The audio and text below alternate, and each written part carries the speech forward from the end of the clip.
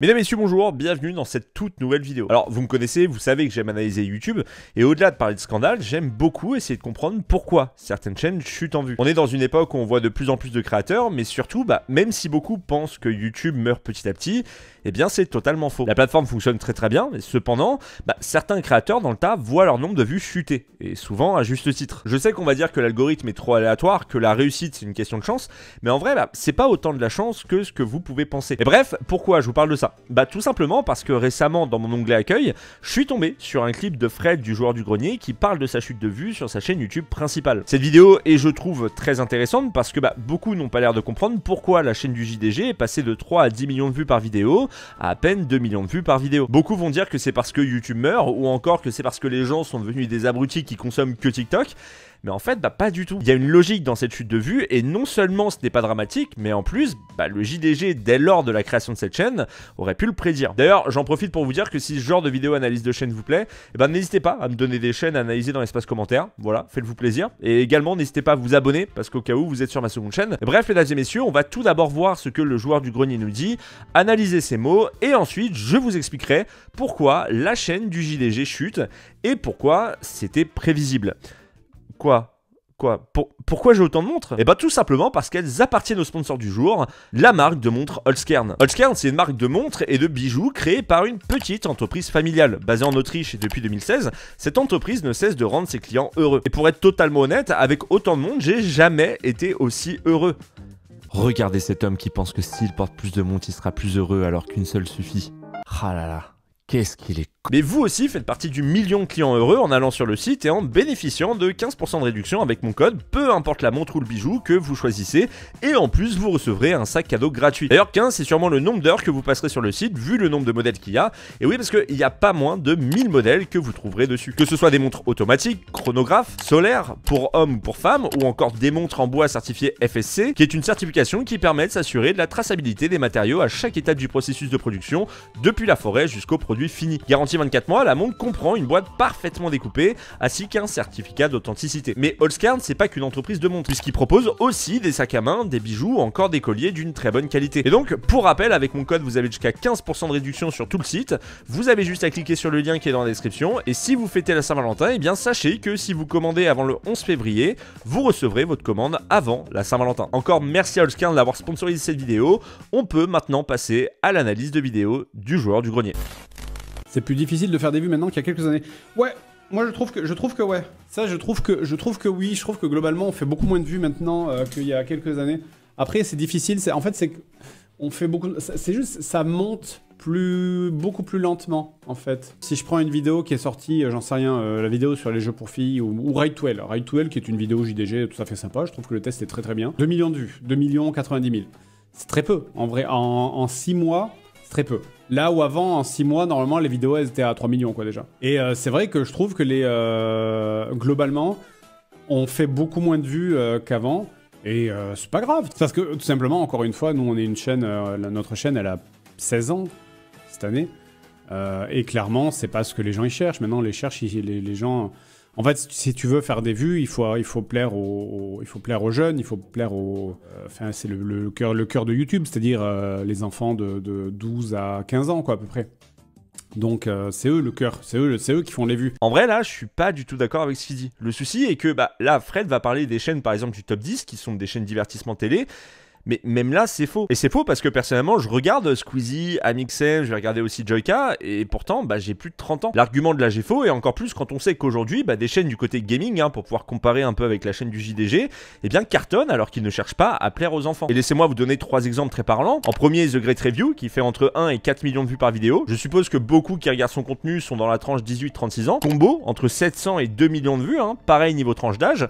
Et pour terminer, Ego, entre 2 et 4 millions de vues par vidéo. Donc non, pour faire plus de vues, c'est pas une question de plaire à une audience d'enfants. C'est eux qui permettent à des gens comme Joyka ou Mastu de faire des 2 millions de vues en 24 heures parce que ce sont des gens qui sont formatés pour toucher la génération TikTok, la génération qui cherche ce genre de contenu en fait. Et c'est vrai que nous on n'est plus du tout dans On n'est plus du tout dans la hype, quoi. Là, encore une fois, je suis pas du tout d'accord. S'ils font 2 millions de vues rapidement, pour moi, c'est parce qu'ils créent un rendez-vous. On sait que Joyka ou encore Amixem vont sortir une vidéo le dimanche. Ce qui fait que tu te crées une routine ce jour-là et juste t'attends leur vidéo. Et ça n'a rien à voir avec l'âge. Encore une fois, pour le coup, cette routine, je l'ai. D'ailleurs, des rendez-vous, c'est exactement ce que fait le JDG sur Twitch. Si vous regardez son tracker, vous pouvez voir que très rares sont les fois où il ne stream pas le dimanche ou encore le lundi. Et je suppose, dans certains qui regardent cette vidéo, que c'est votre rendez-vous du dimanche ou du lundi. Et lorsque JDG lance son live, eh bien vous y allez directement. Pour YouTube, c'est exactement pareil. Et s'ils font toujours autant de vues, c'est pas parce qu'ils touchent la génération TikTok forcément, c'est aussi parce que le contenu qu'ils font se diversifie. Autre point pour contrer le côté ils touchent la génération TikTok, eh bien les vidéos sont de plus en plus longues et le rythme n'est pas forcé dans la vidéo. Et encore une fois, si je prends les youtubeurs gaming précédents que je vous ai présentés, ils ont un rythme dans leur vidéo qui n'est pas en x2. Et c'est ça qui plaît. Ils prennent leur temps et le rythme se crée grâce à leur écriture. Ce qui provoquera l'arrêt un jour peut-être des émissions. Je pense que si un jour nos sponsors qui nous payent les vidéos, qui nous permettent de faire les vidéos, parce que sans les sponsors on pourrait pas faire de vidéos, clairement. Si un jour les sponsors venaient nous voir en nous disant bon, on va vous donner que la moitié maintenant parce que vous faites plus assez de vues, c'est à ce moment-là qu'on dira c'est fini quoi. C'est fini parce qu'on ne pourra pas augmenter le rythme de vidéo parce que ça voudrait dire faire moins de qualité. Ça veut dire que pour toucher autant, il faudrait en faire 2 fois plus pour faire moins de qualité. Donc là, c'est à ce moment-là où peut-être on envisagerait le fait de dire c'est fini quoi. En fait, le souci est le fait que le joueur du grenier est devenu plus ou moins son propre ennemi. En gros, il pense que ce qui permet de faire des vues dans le tas, c'est parce qu'ils mettent de la fiction dans leurs vidéos. Et en effet, mettre une histoire dedans permet tout d'abord d'y apporter du rythme, et puis ça permet de rendre leur contenu moins redondant. Sauf qu'en fait, personnellement, la fiction, moi, c'est ce qui m'a lassé. Et pourquoi ? Parce qu'on est arrivé à un niveau où la fiction prend plus de place par moment que le test du jeu. Ce qui fait que je me retrouvais à zapper la partie fiction parce que je suis pas plus fan que ça. Surtout quand ça fait des années que t'en vois. Et je pense que beaucoup sont dans mon cas parce que mine de rien, la fiction, c'est un truc de niche sur YouTube. Et donc, beaucoup ont dû arrêter de regarder les joueurs du grenier. Et d'ailleurs, depuis quelques épisodes, ils se sont un peu calmés avec la fiction. Après, je sais pas si ça a eu un impact positif. En tout cas, en termes de coût, ça doit l'être. Et en fait, pour moi, c'est tout le problème dans le fait que par moment, ils ont voulu pousser la fiction à fond. C'est le fait que faire 2 millions de vues, c'est cool, mais c'est pas assez. Vous êtes peut-être déjà demandé pourquoi toutes celles et ceux qui ont fait de la fiction ont fini par arrêter. Eh bien, c'est très simple, ça tient en un mot. L'argent. Tu peux faire 2 millions de vues, faire une sponsor avec 2 millions de vues, que tu seras pas rentable. Parce que, tout simplement, ça coûte une blinde. La seule façon pour le JDG de pouvoir être vraiment rentable, ce serait de faire un crowdfunding pour chaque épisode. Mais autrement, personnellement, j'arrive pas à voir comment il pourrait être rentable. D'ailleurs, c'est ce que fait la chaîne Edouard, À chaque nouvelle saison, ils font un crowdfunding. Après, ça reste que de la spéculation, mais j'ai du mal à me dire que la chaîne JDG, seule, arrive à être rentable vu les moyens qu'ils mettent autour. Il y a quand même quelque chose que j'aimerais préciser, c'est pas parce que tu mets moins de moyens dans tes vidéos qu'elle est de moins bonne qualité forcément en fait. Il y a des gens qui sont au lycée, qui sont nés après le premier épisode de JDG quoi. Donc, mais c'est normal, tu vois, c'est pour ça que je suis pas déçu, c'est pour ça que je suis pas en mode genre ouais, les cons de jeunes, machin, qui regardent pas les vidéos, ils y mangent de la merde, ils préfèrent regarder de la merde, etc. Je fais mais non, c'est normal, tu vois. C'est normal que c'est générationnel. Quelqu'un qui est né sans connaître ce qu'on fait, qui a grandi avec du contenu, du format vertical, des shorts, du TikTok, il grandit dans une espèce de bain de culture un peu particulier il va pas être attiré par notre contenu à vous quoi. Il a pas les refs, il a pas le type d'humour, il a pas le Alors en gros ce qu'il est en train de dire là c'est qu'ils sont tout simplement devenus has-been et je vous avoue c'est la première fois que je vois des artistes dire eux-mêmes qu'ils sont has-been. Voilà. Et le pire, c'est qu'ils pourraient attirer un nouveau public sur YouTube, et c'est pas parce qu'ils sont nés avec TikTok, Instagram, etc., qu'ils ne vont forcément pas aimer le joueur du grenier. Puis même, pour un gamin qui est né après 2009, une PlayStation, qu'est-ce que c'est ? Mais t'imagines ? C'est comme si moi, tu me parlais d'un oscilloscope, en fait. C'est envie de chialer, c'était quoi cette ambiance ? Non, mais c'est la vérité. C'est la vérité. Et ils ont pas envie de rattraper 15 ans de vidéo, non, bien sûr. Non, mais même, ils ont pas envie, mais ça se comprend. T'imagines, on te parle de consoles ou de jeux qui datent de 15 ans avant que tu sois né, quoi. T'as pas envie de voir ça, quoi. Alors là, pour le coup, il a raison, mais bah, c'était la même chose pour nous à l'époque. Quand le JDG parlait d'une console ou d'une série télé, bah, pour la plupart, on était à peine nés à l'époque où la console ou la série a existé. Et pourtant, ça ne nous empêchait pas de regarder. En fait, ce qui fait qu'on regarde le joueur du grenier, c'est avant tout pour l'analyse des jeux pourris ou des séries un peu cheloues, entrecoupées de rage et d'humour absurde. Mais bon, après, est-ce que c'est ce que demandent ceux qui ne sont pas abonnés au joueur du grenier? Ça, c'est une autre question. Comment conseillerais-tu à quelqu'un de démarrer sur YouTube ou Twitch? Je sais pas si aujourd'hui, en 2024, je conseillerais ça à qui que ce soit. J'ai la sensation qu'il y a un... Je sais pas comment dire, c'est pas un plafond de verre. Je sais pas si vous ressentez ça. Pas un plafond de verre, mais une espèce de stagnation où il y a... Je sais pas, j'ai l'impression que tout est pareil en fait, quoi.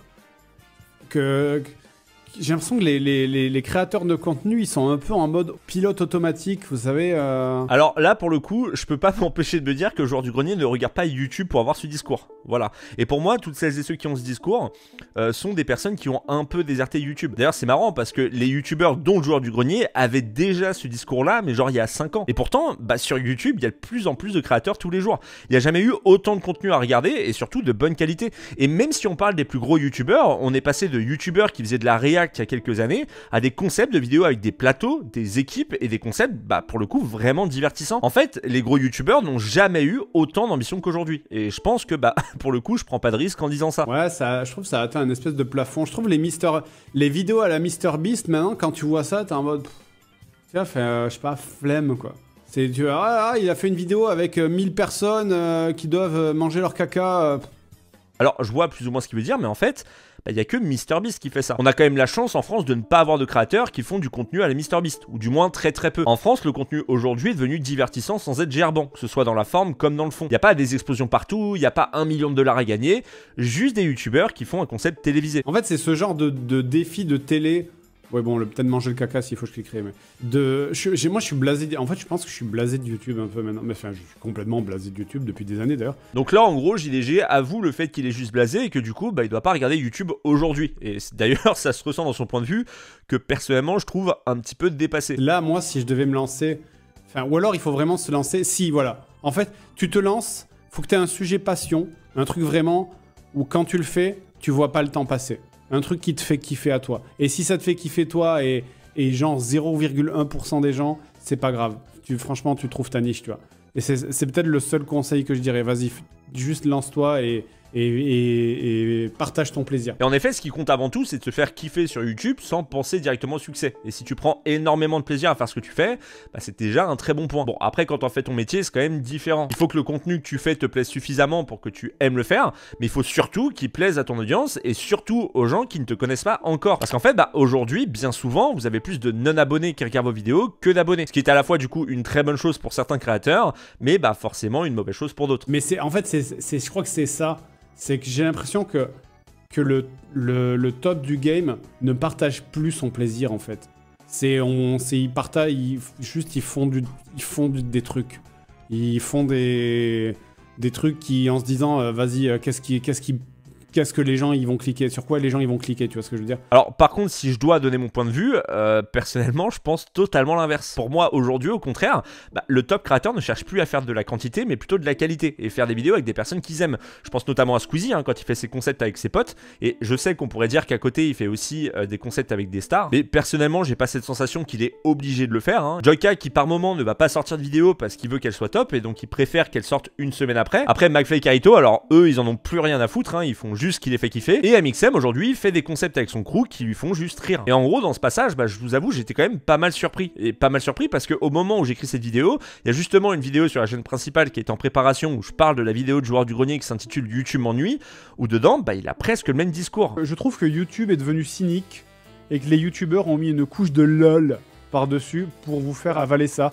Mais pour moi, YouTube est devenu cynique au sens où plus personne ne va se réfléchir à genre « Ah, j'aime bien ça, je vais faire ça. » Ou « Je suis passionné par ça dans la vie, j'ai envie de faire ça. » Tout est calculé finalement pour maximiser les vues. Les youtubeurs maintenant passent leur temps à courir après le format qui marche. C'est devenu une obsession. Qu'est-ce qui marche ?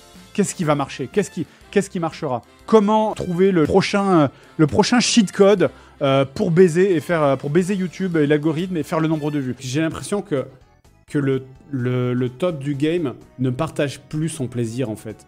Ils partagent, ils font des trucs.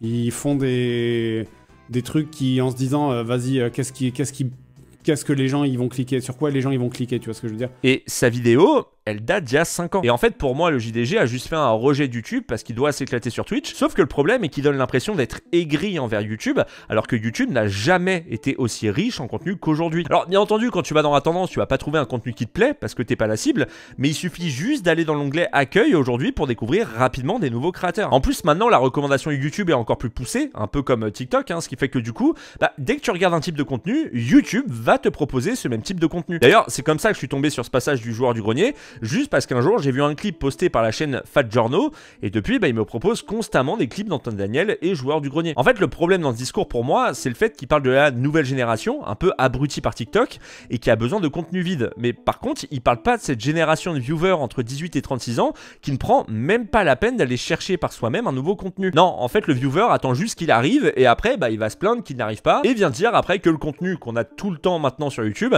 eh bien c'est le même contenu que celui qui est dans la tendance. Ce qui est totalement faux, parce que je le redis, mais si vous regardez pas le contenu de la tendance, YouTube, il vous en proposera pas. D'ailleurs, aujourd'hui, je sais pas si vous savez où se trouve l'onglet tendance, mais il est presque caché. En fait, la tendance aujourd'hui n'a plus aucun impact sur le nombre de vues. Et je suis assez légitime pour vous en parler parce que beaucoup de mes vidéos se retrouvent en tendance et pourtant, ça n'a pas forcément plus d'impact. Je vais pas gagner plus d'abonnés et faire beaucoup plus de vues, alors qu'à l'époque, ça avait un réel impact. Quand tu faisais partie du top 10 des vidéos de la tendance, là, mon pote, tu prenais énormément d'abonnés et tu faisais beaucoup plus de vues d'un coup. Mais non, en fait, YouTube a juste mis de côté la tendance pour pouvoir mettre plus en avant l'onglet accueil pour qu'on puisse un petit peu plus se référer à la recommandation. Ce qui fait que du coup, tous les jours, je découvre des nouveaux créateurs. Et bref, maintenant que j'ai analysé sa vidéo, j'aimerais juste vous expliquer pourquoi la chaîne de joueurs du grenier chute. Parce que pour moi, il y a environ 4 raisons. Tout d'abord, j'aimerais parler du fond des vidéos de joueurs du grenier. Joueurs du grenier, c'est un test de jeu qui fait souvent rager, que ce soit par sa nullité ou sa difficulté. Et c'est tout.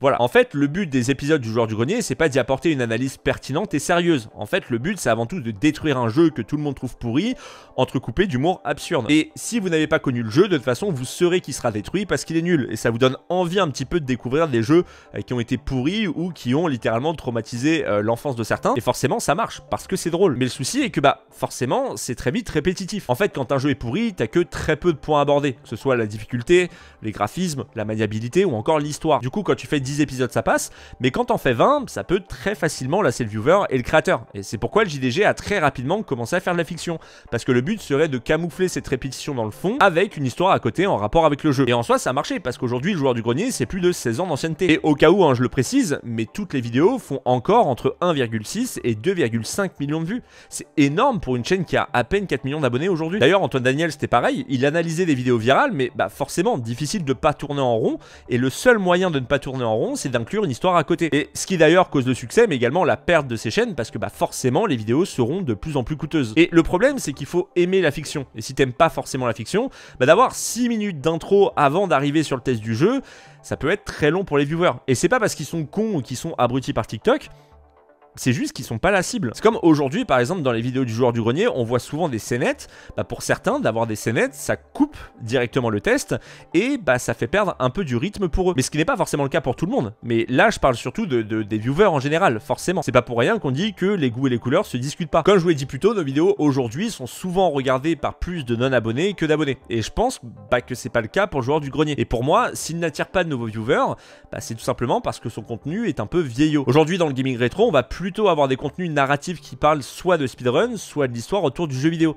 Et d'ailleurs, quand vous regardez les vidéos sur le bazar du grenier de ce style, qui parlent plus en détail de ce qui entoure le jeu vidéo, ça fonctionne très bien, même mieux que ces derniers tests, parce que c'est un contenu qui est rafraîchissant. Et quand je dis vieillot, c'est parce que les tests de jeux pourris, c'est devenu un peu dépassé pour la plateforme. A contrario, l'analyse de jeux un peu plus poussée, comme peut faire The Great Review, c'est ce qui plaît en ce moment. En fait, ce qu'il faut retenir, c'est que le concept du joueur du grenier attire juste moins qu'à l'époque. Et c'est totalement normal. D'ailleurs, c'est comme moi, si j'étais resté dans la critique YouTube, j'aurais fini par stagner forcément, parce qu'aujourd'hui les gens ont besoin d'autre chose. Si Cyprien avait continué le podcast comme à l'époque, il aurait aussi stagné et même perdu une partie de son audience. D'ailleurs, dans le clip, JDG fait comprendre qu'il est has-been, mais également il montre qu'il n'a pas ce désir d'évolution, que ce soit avec sa photo de profil qui est la même depuis le début, ou encore son générique. Mais après, en soi, c'est pas grave. Le souci, c'est qu'à côté, JDG attaque la nouvelle génération avec un discours qui du coup fait très réac pour quelqu'un qui ne cherche pas à faire évoluer son contenu autrement qu'en y ajoutant de la fiction. Également, faut savoir que ces youtubeurs aujourd'hui aujourd'hui, donc Seb et Fred du Joueur du Grenier, comme on est bombardé de contenu constamment sur les réseaux et les plateformes de streaming,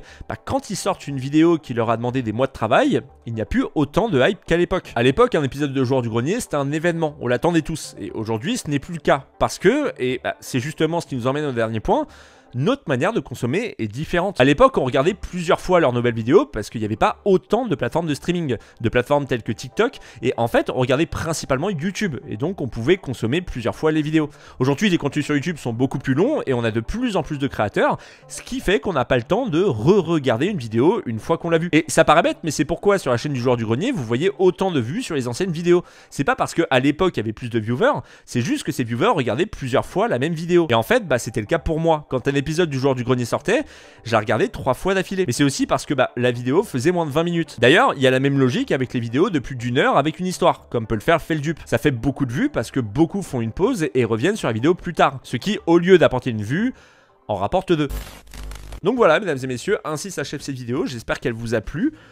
J'espère que vous avez bien écouté ce que j'ai eu à dire, hein. Je le dis au cas où, hein, même si vous le savez, mais j'ai aucune haine envers les youtubeurs et encore moins avec le JDG. C'est juste que le discours qu'il a, je trouve pas forcément très cool envers les que ce soit les nouveaux créateurs ou même les plus gros créateurs qui mine de rien je trouve ont pas mal évolué en bien. Aujourd'hui on n'a pas un contenu à la MrBeast en fait, on a juste un contenu qui correspond à l'identité du créateur. Je sais pas, moi je trouve que c'est une bonne chose. Je vous disais également que je découvrais de nouvelles chaînes tous les jours et c'est encore le cas. Si ça vous intéresse, je vous ai mis quelques chaînes en description, voilà, pour celles et ceux qui veulent découvrir des nouvelles chaînes YouTube. Si vous avez l'impression un petit peu de stagner sur YouTube, de plus trop savoir quoi regarder, n'hésitez pas à aller dans l'onglet accueil et vous avez juste à rafraîchir en fait la page et peut-être qu'il y a des moments où vous trouverez une nouvelle vidéo d'un mec que vous connaissez pas. Et d'ailleurs avec l'algorithme, il y a de fortes chances que ça arrive. En tout cas, il est temps pour moi de vous laisser. Je remercie encore Allskern qui sponsorise cette vidéo. Voilà, n'hésitez pas à cliquer sur le lien qui est en description. Avec mon code, vous avez jusqu'à 15% de réduction sur tout le site.